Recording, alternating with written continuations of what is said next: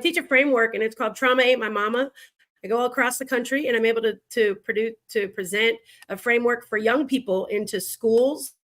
But I wanted to go ahead and adapt that for us here as grown-ups. Hello, somebody. So let's start this thing out. So Trauma Ain't My Mama, reclaiming your identity beyond adversity.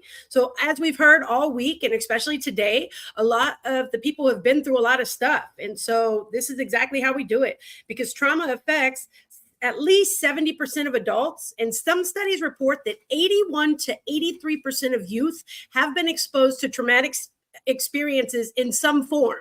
Now, maybe they haven't been raped or beaten, but I mean, a divorce is a traumatic experience. Nowadays, these kids are literally having to do active gun shooters, active shooter drills within their schools. That produces traumatic experience because our body remembers the things that our minds want to forget. And so what we have learned this week, and especially today from a lot of our presentation, a lot of our people, our presenters, is that the things that they thought were going to break them has been able to make them. They took what their survival stories were and they turned them into thriving stories. And I absolutely love that.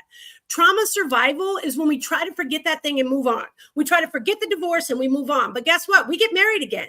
And when we get married again, the same trauma, the same situations that we had within our first marriage start to rise up. And when they rise up, how do we handle that things? Our body automatically goes into shutdown because it's what we remember from the first time. Anytime our new husband may raise his voice, we might automatically feel like this is it. We're going to be divorced. So our bodies go through what we've already been through. It doesn't allow for us to go through anything new at times because it only functions with what it remembers to do.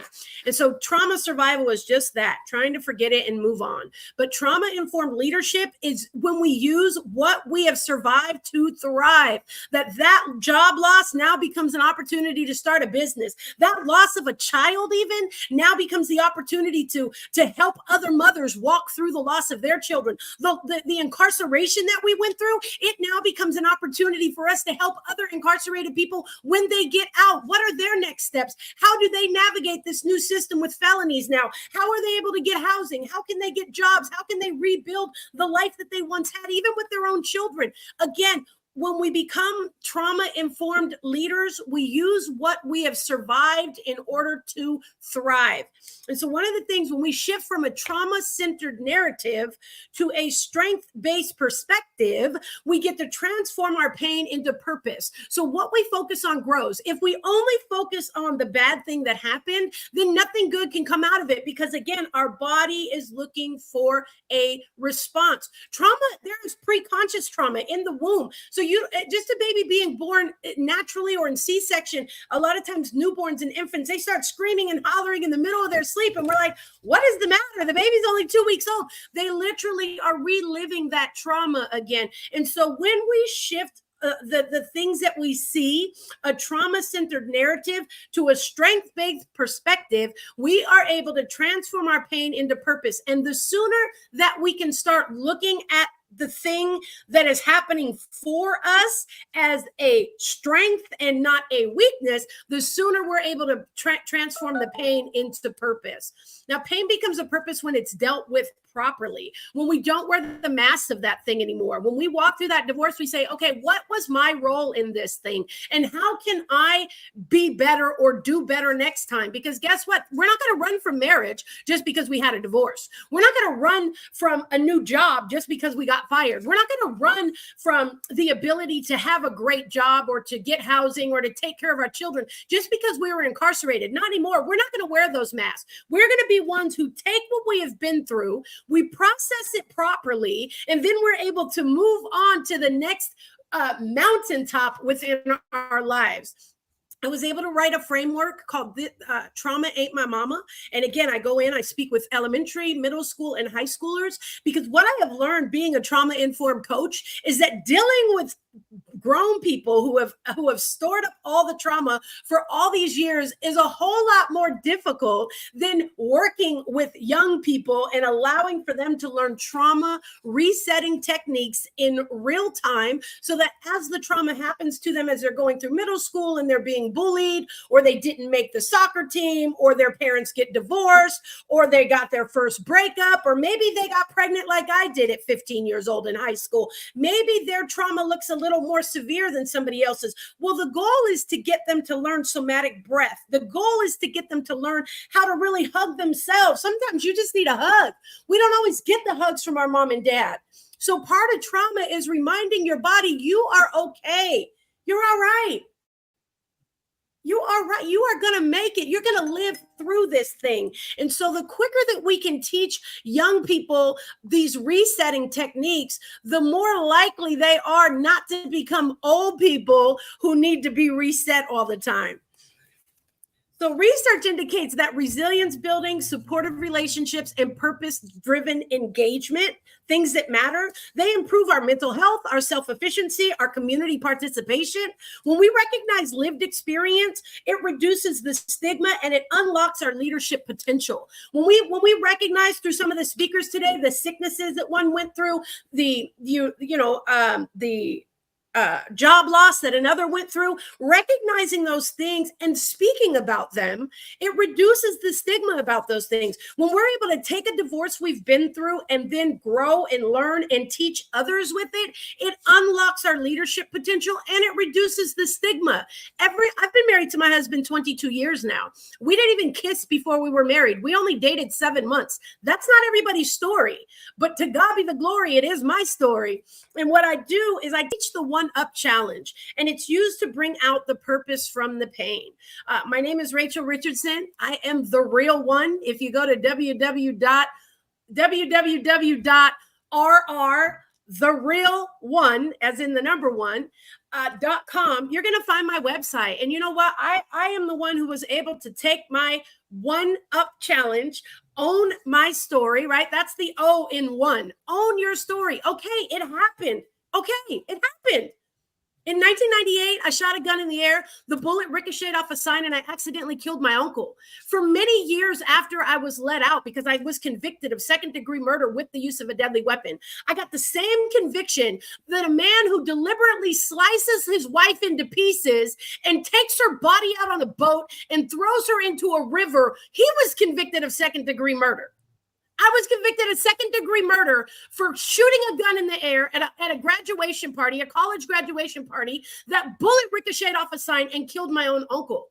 I was literally convicted of second-degree murder with the use of a deadly weapon at the age of 21 years old. That verdict was eventually overturned because before then, I was a kindergarten teacher at the YMCA the night before I was a convicted murderer. I had never had a juvenile record. I never had an adult record. I never had been in trouble I never had a speeding ticket. So for me to be convicted of murder was drastic. So once they overturned the verdict and I came home, I never went to an actual prison. I stayed in jail for 222 days fighting this case. I did not go to prison. Even after I was convicted, the judge ended up overturning the conviction because once again, I was a YMCA teacher. I was not a murderer. So the system that was designed to safeguard me obviously failed me, but my God didn't. And so when I got out of prison, I could not own that story. So I became a drug addict. I became an alcoholic. I left my children. I abandoned my life. The guilt, the shame, everything that I carried from that tragic accident almost killed me, like a lot of our other speakers have spoken about. But you know what? Once I got into a community who helped me to navigate that pain into a purpose, I was going to pick up 400 ecstasy pills and kill myself because I thought death was going to be the only way that I was going to be able to break out from the pain that I was living in. But I made a wrong turn on a wrong street, and I pulled up to a car wash for Victory Outreach. Now, if you don't know about Victory Outreach, it's a ministry that reaches gang members, drug addicts, prostitutes, down and outs. And there was a young man who had a teardrop tattoo on him. And when he had that teardrop tattoo, I knew he knew what I was feeling. Because in my neighborhood, if you have a teardrop, that means you've taken a life. And so when he said to me, there is no pit. Now, mind you, I only pulled over to call my connect because I couldn't find his house because I'm going to pick up ecstasy pills to kill myself. I had already wrote a letter that said, if you find this, I'm dead. My children need to go with my mother because I don't want them to go with their drug dealing fathers. And I need to make sure my kids are taken care of. I had already checked out of life when I pulled up to this car wash. And this young man with a tattooed teardrop says to me, there is no pit that you are so deep in that God's hand cannot reach down and pull you out of it. I would not have heard that from anybody else, but I heard that from this young man because of that teardrop tattoo. And I went into the Church of Victory Outreach, the Ministry of Victory Outreach, and they helped me learn to navigate my pain to purpose. Navigate everything I've been through, the rape, the molestation, the teenage pregnancy, the incarceration, everything that I had been through. Navigate that thing into purpose. Now go reach other young Rachels so that they don't have to walk through the pain that you've walked through. That's the E. Go empower others. What you have been through is not for you when you have lived through it. It's not for you anymore. And when we have a united purpose to make sure that people don't have to go through what we went through, we learn to own the story because it didn't happen to you. It happened for you. It happened for you. This is my mom and me. I grew up mixed. I was a mix. I was black and white. There was no mix. There's a show now. It's called Mixed-ish. It talks a whole lot about my life. In the 80s, there were no mixed kids. You were either black or you were white. And if you weren't black or white, you didn't fit in too much of anywhere. Became a mommy myself at 15 years old. Look how young I look. I look like I was a day over 12. But now here I am. I'm an only child. I've never changed a diaper. I've never made a bottle. I've never done anything. But yet I have this life that I'm responsible for at a young age. But I navigated the pain to find purpose. And I ended up writing a book recently when I went out to Paris with IDS, with the same conference, who invited me back to speak this time. And I won the Woman of the Year award. But I wrote a book called Beautiful, From Pit to Purpose. And it talks about my story. I was able to navigate the pain to find purpose. And now I've written a little book about it so that the book becomes an example to others on how they too can navigate their pain and find purpose. And when you look at my book cover, it tells you a little bit about my life. My mug shot's there. The picture in the top is me with my daughter. That was when I was 15. And then the picture next to my mugshot is a picture of my son. I had my son when I was 20. My mugshot was taken when I was 21 years old. Woman indicted with the charge of murder in the death of her uncle. So when I wrote this story, it was, what would I tell the younger Rachel, that young girl in the corner over there with her little glasses on and her unibrow? What would I tell the younger Rachel? I would tell her all about that Rachel down there in the corner who was healed and made whole now because she was able to take her story of survival and do more than just survive. She was able to thrive because now I impact others through true impact, not just impact that is made up in numbers or I have a framework that I teach people. No, I'm going into the prisons. I'm working with the women coming out of the prisons because I have a united purpose to keep others from ending up where I once was. When I got out and I couldn't get housing, couldn't get a job, couldn't get anything because I had this felony, I lost my mind. That's what drove me to drinking and drugs more than anything else. Yes, the guilt and the shame was there, but if I could have got a job or taken care of my children, maybe I would have moved on quicker. But because I was not able to get those things, I would never work with children again, they said, because of this charge. All these things, it blew my mind. And so thus I turned to drugs and alcohol. But what happened for you doesn't happen to happen. It doesn't have to happen to others because of you. Your life matters. Everything that you have been through, it matters. And when trauma ain't your mama, it can't tell you what to do. I now get to host these community events where I go out and I get community partners in, and we're doing community nights and we're taking back our city. We're stopping the violence. We're doing the Enough is Enough sexual abuse campaign where we're going in and we're identifying. I can identify a young child who's being sexually abused because I was one. I can identify a young girl who's been sexually abused because I was one. I don't look at them like other people look at them. I don't look at them like problem children. I don't look at them like, oh, they're fast and they think they're grown and something happened to this baby girl. Something happened to that young man. We need to look further than the surface. So I'm able to go and partner with different communities and host community events and help bring different resources together, bridge the gap between police officer and gang members and all the things now, because I took what happened for me and I'm making sure it doesn't happen to others. I now have a pen pal program that I've been able to enlist a community of chaplains with. We write the women in prison. I was a workforce development specialist over at Hope for Prisoners, but I love what Hope for Prisoners, they're low. I am hope. I am hope. Because of what I went through, I am hope. This is part of what I do. Your past does not disqualify your future. I get to go in and talk to business leaders now and decision makers, and I get to remind them that the best work experience is life experience.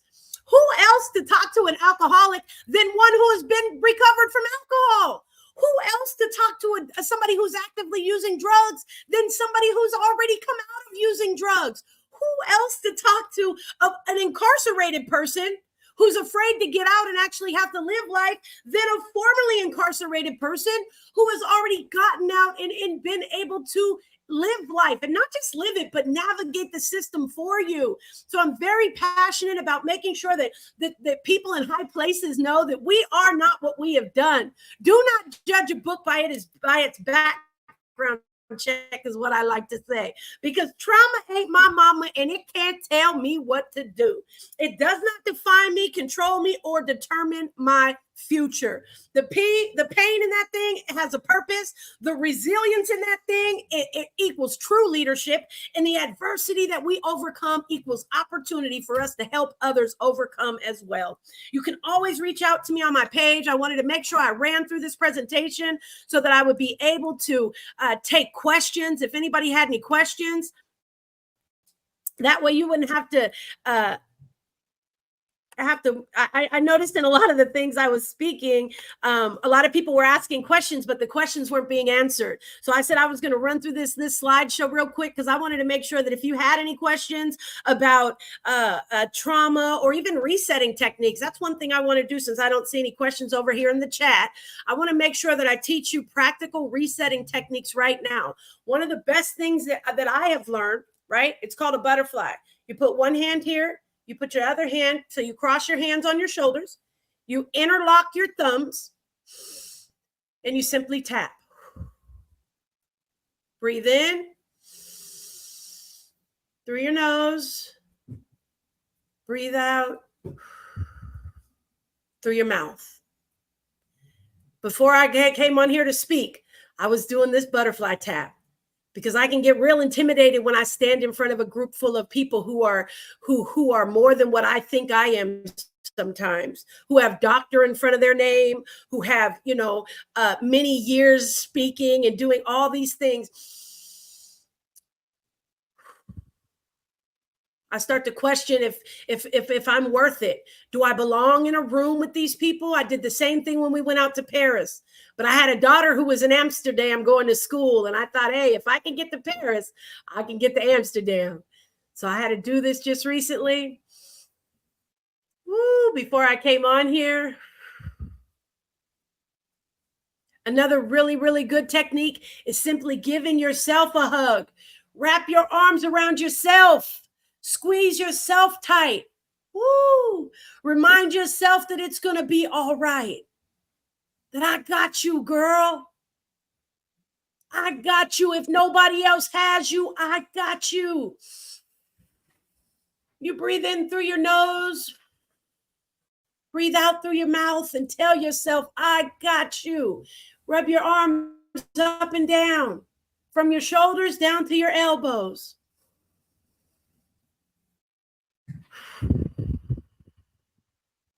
It doesn't matter if you just got your pink slip and you got to switch job. You just got fired from your job. It doesn't matter if you got an eviction notice. It doesn't matter if your kids are acting up. You are still not alone as long as you got you. You have a creator who loves you, created you for a purpose, on purpose, and you are destined to get through whatever you're going through so that you can pull other people out of what they are stuck in right now. This is not about you. This becomes about others. It becomes about taking that pain and navigating it into purpose. And when you're able to do that, you are able to remind yourself that you are somebody and you belong. Thank you very much, Dr. Greenhut. That's what I have to remind myself even this morning as I'm listening to all the doctors and people. So how do you distinguish between acknowledging trauma and letting it define you? When trauma defines you, it's, again, trauma is something your body remembers even when your mind wants to forget. So when it defines you, it automatically says to you, just like trauma, I've been through so much in my life that I don't think I'm worth being in a room full of doctors and different people, such as the people who speak on these type of stages. But so my trauma defined me for many years. I could speak to girls in prison, but I could never get on a stage like this. And so because my trauma was defining me, it was telling me, oh, they'll never receive your message. As soon as they hear that you were convicted of murder, they're going to check out. As soon as they hear, and that was my trauma defining me. But once I acknowledged my trauma and I allowed for my body to reflect on the fact that, girl, you made it out. Not everybody makes it out like you did. Not only that, but you have a successful marriage. You have successful children. You have, and again, I define success as those who keep it moving. They go through things, but they don't get stuck in it. They go through it.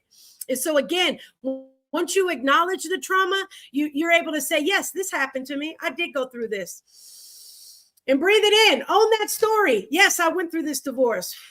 Yes, I have a child who's incarcerated. Yes, I'm sick. I have a debilitating disease. Whatever it is, own that thing. But then see, what do I have this for? It didn't happen to me. It's happening for me. And that is exactly how you're able to distinguish between simply acknowledging the trauma and letting it define you. As long as it doesn't rule you, then you're okay. If it stops you from doing that thing that is put in your heart to do, it's now defining you. And we don't let trauma. Trauma ain't my mama. It can't tell me what to do. How can resilience help overcome trauma? Resilience is overcoming trauma. Resilience is literally getting back up again. Things happen to you, but that doesn't mean that those things are going to have to keep you down. Excuse me. They don't have to keep you down because those things just simply happen to you. They happen to you for somebody else. Matter of fact, they happened for you. They didn't even happen to you any longer. When you leave this room, I want you to remember it didn't happen to you. It happened for you. And the way that trauma affects a person's identity is when you start to walk in that trauma, you start to think, I am not worthy of a good marriage because I had such a failed marriage. I am not worthy of a good job because I don't have the credentials to have that job. I am not worthy of speaking on a stage with all these people who have all this experience because my story is not like theirs. But again, you don't want it to affect your identity. So the first thing I tell myself, as soon as I start to have those thoughts, I lock my thumbs. I put my trauma ain't my mama, and it can't tell me what to do. It will not tell me to run from this good marriage because I had a bad marriage. It will not tell me to run from this stage because I don't have doctor in front of my name. Not anymore. And the first step toward healing from adversity is acknowledging it. Just like the first step, overcoming addiction. Hello, you overcome the addiction by acknowledging it. That's the first step to healing. I had to admit that I had a murder on my record. I went around for many years saying it was an accident. It was an accident. You don't know. I accidentally killed my uncle. I shot a gun in the air. The bullet ricocheted off a sign. The truth of the matter is most people didn't hear that story because when they pulled my background check, I didn't get the job that I was well qualified for at any other time. Soon as they pulled my background check, they saw manslaughter on there. I didn't get the call back. And so because I didn't get the call back, I didn't even get to tell people my story. So what I had to do for Rachel was I just had to just go, look, girl, you got a manslaughter. What will you do now? Okay, now I need to start a business. I started a cleaning company with my husband. And when I started that cleaning company with my husband, we were able to employ people with backgrounds similar to ours. My husband has a felony. He went joyriding in his aunt's car at the age of 18. She reported the car stolen, and he has a grand larceny. The man is over 50 now, but this felony from way back then has affected his entire life. So we started a business. And when we started that business, we were able to see right then and there, we weren't supposed to have those jobs that people were already signing us out of anyway. We were supposed to be starting a business so that we could hire people like ourselves. And so again, just remembering that trauma is not my mama. Trauma is not your mama. It cannot tell you what to do, is really what I want to leave you guys with. God bless you, and thank you for your questions.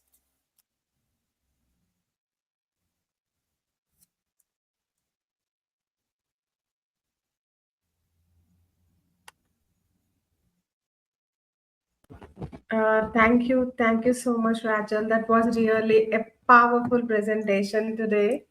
So, and with great energy, and you have a great questions from our audience. Let me pick it up for a few questions for you. So, how do you distinguish between acknowledging trauma and letting it define you? Well, the one way you distinguish it is if trauma stops you from doing something that you know you are passionate about, or that I love working with children. And for a long time, trauma kept me from working with children. This 30 years ago almost was when my conviction happened, and it kept me from working with children. Now I go into schools all across the country and I teach young people how to overcome that trauma. So if it keeps you from doing what you know is in your heart to do, it is defining you. And again, once you leave this room, I want you to know trauma ain't your mama, and it can't tell you what to do. From this day forward, from July 22nd, 2026, trauma can never define you. It can never stop you from doing what you are passionate about, what you really, really have in your heart to do. That was really great energy, ma'am. And one more question for you. What does living beyond adversity mean to you? Living beyond adversity means you don't forget about it, but you take what you've been through and you use it to reach other people. You use it to keep other people from going through adversity, and even to pull them out of the adversity they're in right now. I know when my daughter lost her first child, I've never lost a child. But when my daughter lost her first child, which would have been my first grandchild, I didn't know how that would affect me until it did. But now a lot of people say, well, it wasn't your child. Yeah, but as a grandmother, as a soon coming grandmother, I have prepared for that. So now I work with other grandmothers who have lost their grandchildren as well. And I'm able to remind them that just because the child loss didn't physically happen to your womb, the fact that your child lost a child is very traumatic, especially when it's your baby who's grieving and you can't take that grief away from them. And so again, just being able to go through it, live through it, because you got to process it yourself first, because you can only take people as far as you've gone. And so once you process that thing properly and you navigate the pain and you find a purpose in it, you go back and you reach other people who are right where you once were and you pull them out of that pit as well.